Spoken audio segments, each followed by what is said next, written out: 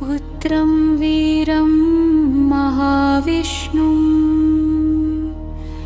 ज्वलन्तं सर्वतोमुखं नृसिंहं भीषणं भद्रं मृत्योर्मृत्युं नमाम्यहम्। तदा श्रीलक्ष्मी नरसिंहाष्टोत्तरशतनामावळी।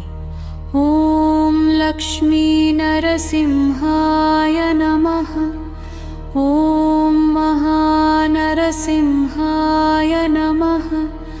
ॐ उग्रनरसिंहाय नमः। ॐ ज्वालानरसिंहाय नमः। ॐ नरसिंहाय नमः। ॐ महाविष्णवे नमः। ॐ विष्णवे नमः। ॐ श्रीमते नमः। ॐ देवाय नमः। ॐ महादेवाय नमः। ॐ त्रिविक्रमाय नमः। ॐ वामनाय नमः। ॐ श्रीधराय नमः। ॐ हृषीकेशाय नमः। ॐ पद्मनाभाय नमः। ॐ दामोदराय नमः। ॐ सङ्कर्षणाय नमः। ॐ वासुदेवाय नमः। ॐ प्रद्युम्नाय नमः।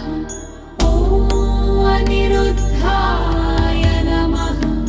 ॐ पुरुषोत्तमाय नमः। ॐ अधोक्षजाय नमः।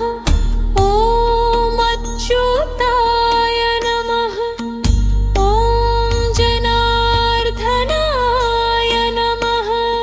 ॐ उपेन्द्राय नमः। ॐ करये नमः।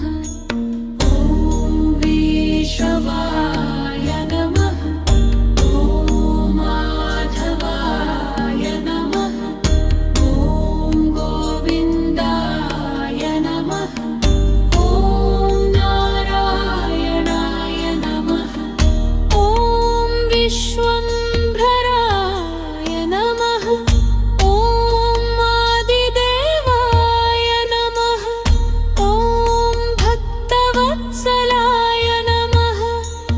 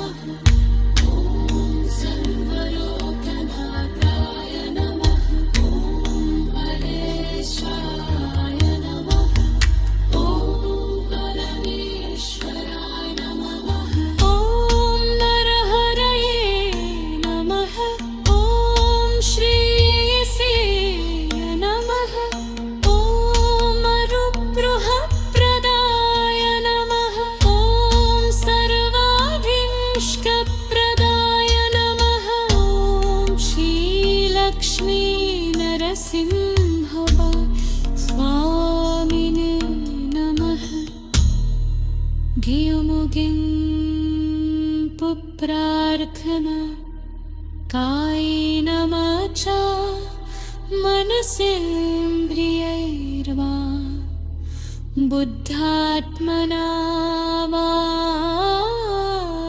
प्रकृते स्वभावात् करोमि यत् सकलं परस्मै मा वायनायेति समर्पयामि।